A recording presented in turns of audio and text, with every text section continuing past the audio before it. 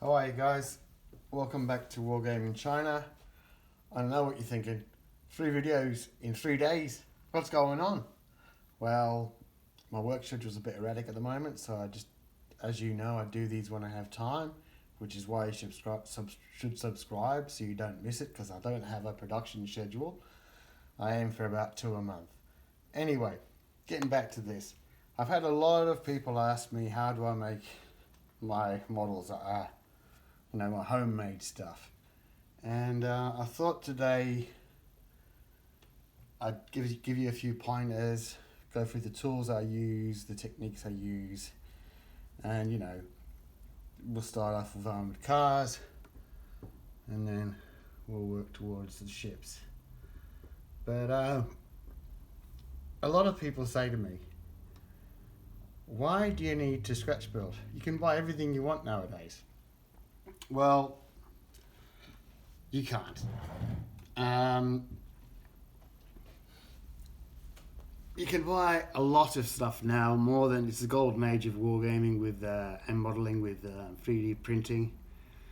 But there are still vehicles out there, even today, from the Syrian wars, that I'm pretty sure the Ukrainians will be building something soon. That there's no kits of, there are a few photos of, there's scanned information about. And China, is a typical theatre of operations like that. But also, you could look at the Italians in Ethiopia and the amount of armoured vehicles they built. And then if you look in the Balkans during World War II, there's a lot of homemade armoured cars. But during the 20s and 30s, most of the armoured cars most nations fielded were improvised or mounted on trucks, and there were companies in the 20s and 30s that would just sell armoured bodies and put them on whatever truck chassis you wanted. So there's always going to be a couple of vehicles that, if you like the obscure and you want to field them in your forces, you're going to have to build yourself. Now we'll move away, and what I'm going to start with is I'm just going to introduce you to a few of the tools that I use. And the purists are not going to like this, but I work with balsa wood and card. So hacksaws, and if you're cutting balsa wood, you're going to go through a lot of blades, because actually, although it's very soft, balsa wood is hard wood, and it will tear through your blades. I use a good old file. I don't buy sandpaper. If you're working with balsa wood, you're going to go through far too much sandpaper. So I use a good rasp. Obviously, for getting your measurements and your angles, you want a good ruler. For the set squares, I use a nips for when I've got to cut pins or nails or a piece of steel. None of these are really in your model kit.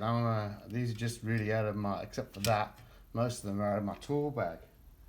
And you can never go wrong with a good craft knife.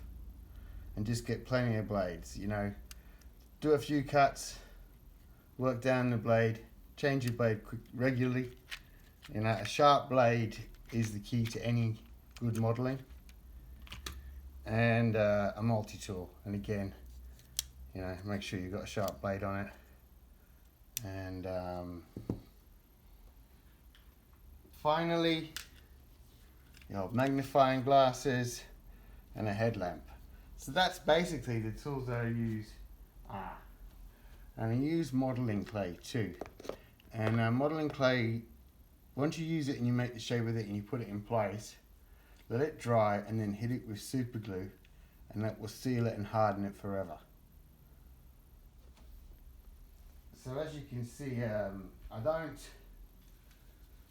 don't use a lot of precision tools, because I make things by hand, and when you're making things by hand, sometimes what you don't want to do is start to be too precise.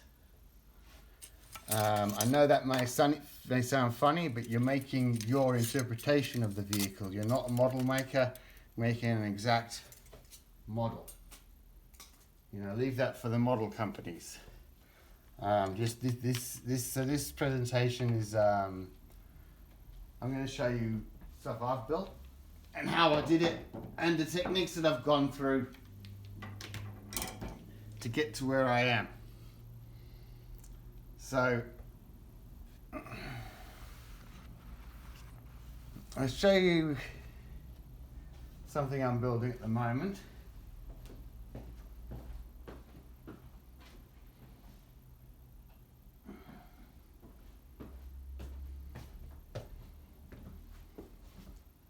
Now, I'm working on this armoured car at the moment, a Chinese armoured car. Now, don't worry, when you look in the box and you see things that you might not recognise, I've either done a video on them already, or I will be doing one in the future. So, this is what I'm working on at the moment. And as you can see, the wheels are from a toy car. Cardboard for the runners, and what I try to do is I work from a photo. Most of the stuff that I've built, I work from a photo. So the first thing I need to do is I get a figure. It's much easier to build something from a picture if there's somebody standing near it, because that gives you, like, you know, at least a guide to dimensions of it. You know, if you say the average Japanese person was 5'3" and he's standing next to an armoured car and the top of the door is above his head, you can go, okay, and scale that down, you know. So I always have a figure handy. Now when I first started, I'll show you this. This is a Dawa armoured car, and these are in a video I did called Japanese Armoured Cars. Now this is when I first started building. Now with this armoured car, what I did was I carved the body from one piece, filed it down, worked with it, and then added the details with card and put the extra details on from my spares books. You know, always it's the little details that you put in, like, you know, a door handle, firing ports, that'll make the difference on the model, you know, putting a light on the top. So as you can see from this model, when you're working with balsa wood, you can actually just score the detail that you want into the wood itself. However, sometimes when you paint it, you lose a little bit of that detail. So, you know, that's how I started building them. You know, and again, wheels, tie wire for the axles, and always adding it. The more detail you can get, basically you always want to put a radiator cap on your vehicle, because it's right. And you know, a detail like that goes a long way to when the eye looks at it. Try and get your lights on. They don't have to be made from much. I think they are the tops of screws. So that's how I started. Okay, and I really struggled with that. And then I thought, all right, Adam, maybe if you bought already existing vehicles, you know, die cast, and then you put the details on extra and add the detail on the top of it. And again, that's a good method. And the good thing about it is you can stay to scale, because you choose a vehicle that looks similar to what you want, and then you go for that. Then I thought, well, you know what, that's still not what you would call scratch building, that method. So I thought, well, what I'm going to start to do is I'm going to start to put rivets in the vehicles. This is a Somo, to you know, to give it the look of rivets, and they do look good. But however, you can overdo it. I overdid it on this, and this model, this Soma, has a lot of character, and it's as accurate as you can get it by carving and then putting the rivets in. But still, there are limitations to this, you know. So finally, how I started to build was to work in sections. So therefore, I'd find something for the turret. Well, you know, I would start on the body, and you build a box. Then you would then I would carve the next section. So that's 2 sections, and then the 3rd section. Carve that, and then the 4th section. So you've got an armoured car made out of 4 sections, of the body of 4 sections, plus the turret. So then what you do, and this is where the trick is, where you've carved, you now have to cover that with cardboard to get the definition of the shape. Now don't be scared of doing that, because you'll find that the angles will all match. If you cut one piece right, the piece beneath it will be right.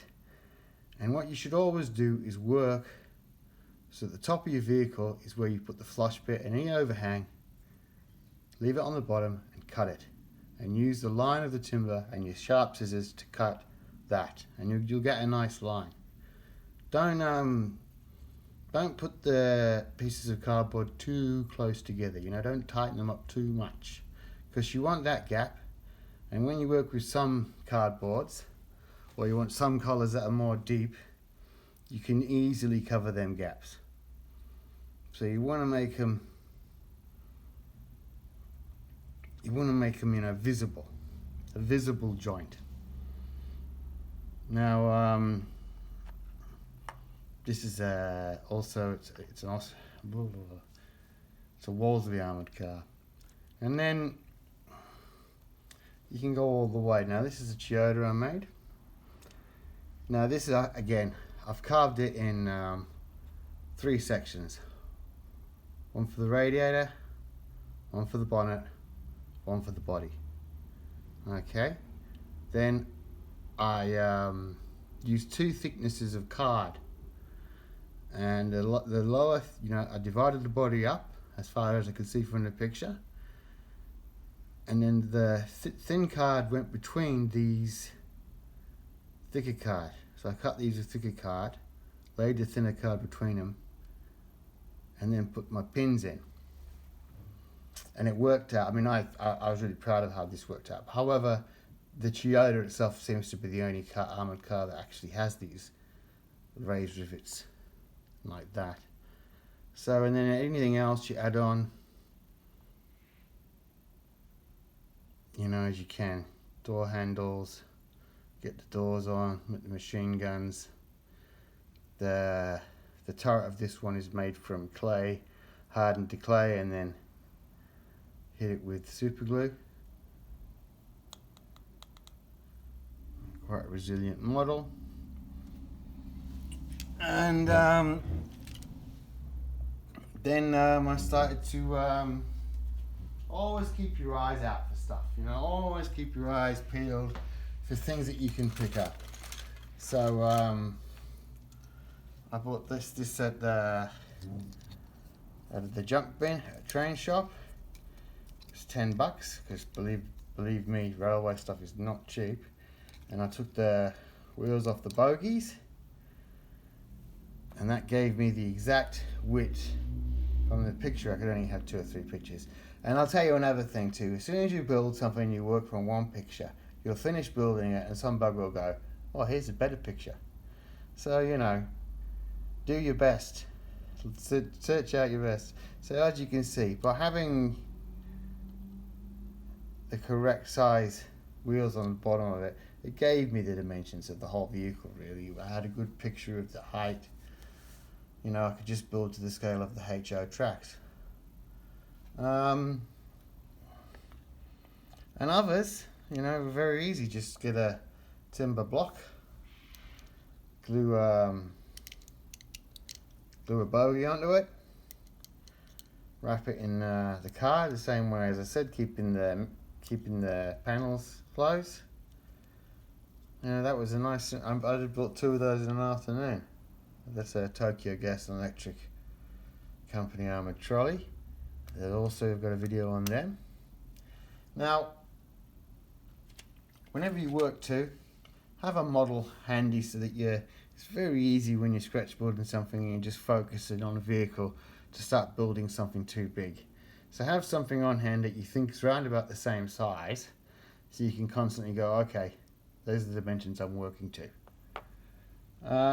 Don't be scared when you're walking down the street or when you're going to McDonald's, wherever you are, to look on the ground, and if you see something interesting, pick it up, put it in your pocket, because the more bits and pieces you've got for your modelling, the better. Now, don't try too hard to get too much detail into your models when it comes to things like vision blocks and things. Just use a Sharpie and draw them in. You can always draw detail in. If a window's open in an armoured vehicle, it's dark inside, so you just put a black square and then put a piece of cardboard next to it, like that. You don't have to worry too much about detail, as long as you're going for, for me personally, I do try to get everything as accurate as I can, but I'm well aware that I'm not a professional model maker. So what I have is an interpretation, and some interpretations, like the Wolseley, I get are spot on. But others, like perhaps the Somo isn't so accurate, but it certainly has a lot of charm. And some of you might not be building for the War Games table, you might be just building for your own collections, and then you can take your own time. But remember, your first one is never going to be your best. It's just going to be your first one. Every time you build, you get better. And the thing is don't tell yourself, I can't make that because I don't know how to make that bit. Like I hum and hard with this because the chassis, the driver's cab, this was so thin, And I thought, well, I can't make that. So what I did was I made that, and then I made the cab, and then I made the engine block. And then by the time I had done that, I had the inspiration for how to finish the cab off. So, a lot of times if you just start, your inspiration as you build will give you the solutions you need. Now, I'm going to move on to ships now. Boats. Now, boats are, they're a lot more aesthetically appealing than armoured cars or tanks, well, in my opinion anyway. So what you're going for when you build a boat, or what I go for when I build a boat, is clean lines. Now, if you are a professional modeler and you're watching this because you want tips, you've been modelling a long time, what I'm about to say is going to appall you. I don't build my ships to scale. My vessels to scale. The scale is about 1/76, and I always do the hulls. Generally, 90% of the times I do the hulls at 1/100, and then creep the ship in. And what it means is I generally lose deck space, but that's all. And for storage, or taking them to the club to have a game, you don't want, the smaller your ships are, the better. Don't be afraid to put bits on the ship that can come off for traveling. When you're doing your ships, don't be afraid to make your guns and crew so they can come off too, so you can use them in other places. Well, that's for wargamers. If you're a modeler, you don't want to hear stuff like that. So what we'll do is we'll have a look at my Thornycroft coastal motorboat. Again, I've got a video on this on the channel. Now,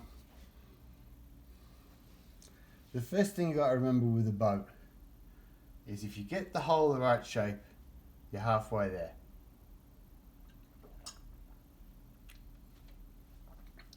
Now, how do you get the hull that right shape?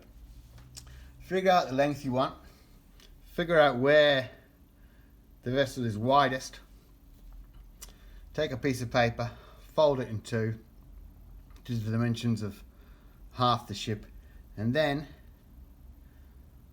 draw your hull out.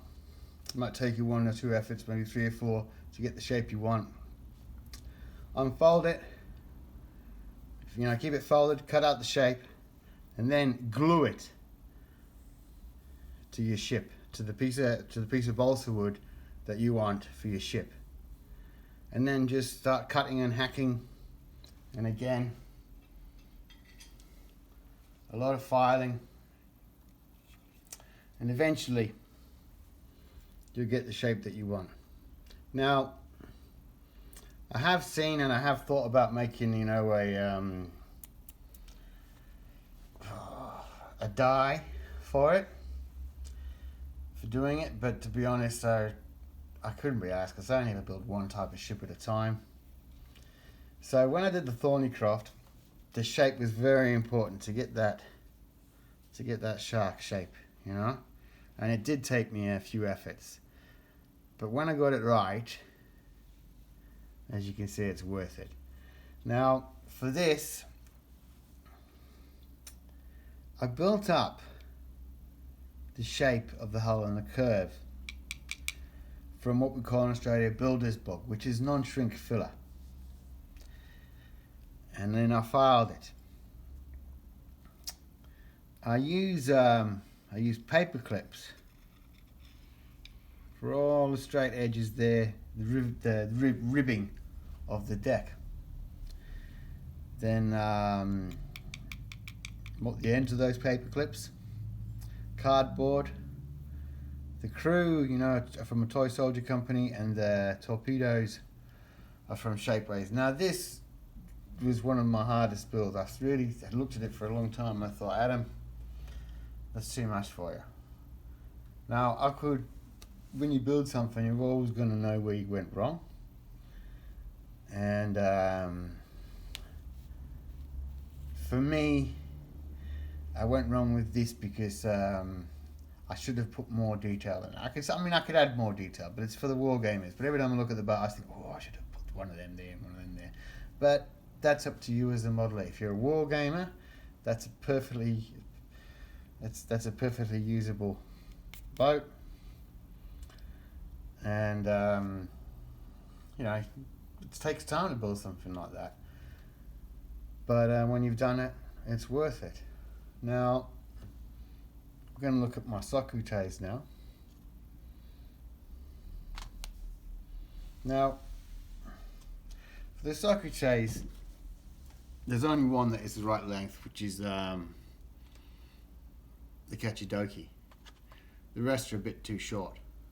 But as I said, I worked at 100. It meant I lost a little bit of deck space, but I could put the superstructure in the bridge and the turrets on the right size, and it wasn't noticeable. Now, as I said, look around for things. These are the knobs off an air conditioner, and then I've wrapped them in paper, put paper on the top, cut around that, put a flap on. Beautiful serviceable turrets. You can use O-rings,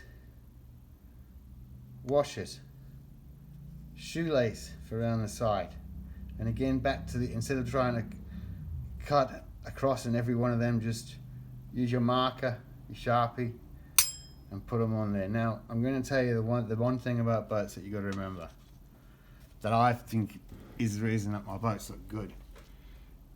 Boats are aesthetic.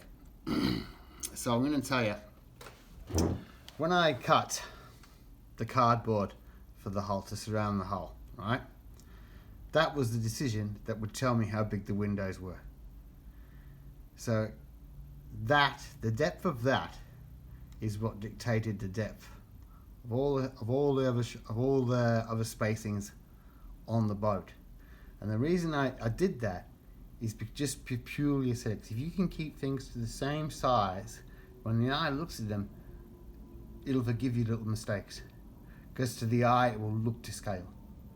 Whereas if I had made these the right size, like, you know, according to a scale, and measured them all down, there would have been a nightmare to scale and cut dead right, but they wouldn't have looked right, because the boat is built smaller.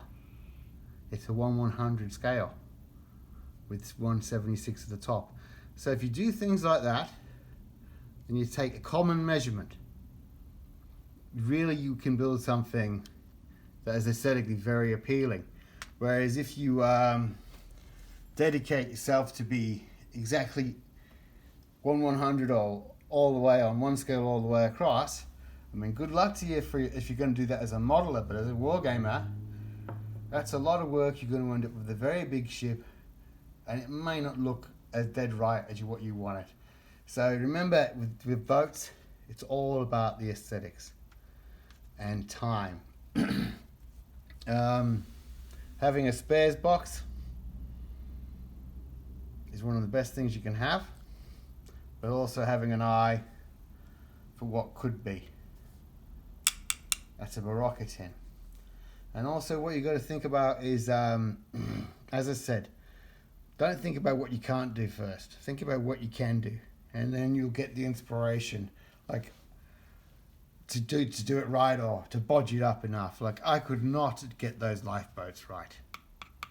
You know, every time I look at this ship. This is a Haining class patrol boat. Every time I look at this ship, the first thing I go to is, oh, I've got to do something about the lifeboats. But I'm the only one who does that. Everybody else just admires the cut of the ship. And again, it's built to the same formula as the other boats. You have a gap, and the depth of that gap dictates your windows, your doors, everything like that. So you can squeeze the aesthetics in. Okay. I hope that wasn't too long-winded. I've got another thing too. Money's tight and times are hard. And I don't buy model paint. I buy these testers from Dulux at the hardware store. I buy them in pale colours. Then I mix the colours up that I want with just cheap acrylic paints. And it works out a lot cheaper. I never run out the colour I want. And I save a lot of money. Also, the glue you want to use, okay?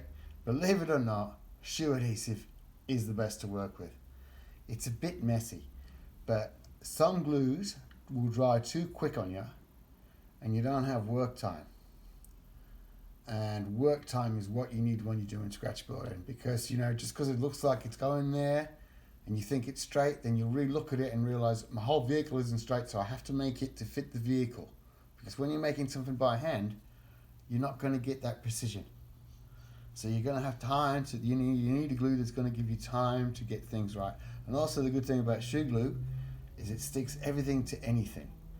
Now this isn't the one I usually buy, but there's a few shipping problems around the world at the moment. The one I usually buy is KS Bond, but this has been working all right for me. Okay, sorry to waffle on so much. I hope you liked that. If you didn't pick up any tips from it, let me know. Press like if you want, subscribe if you want. See you later. Bye.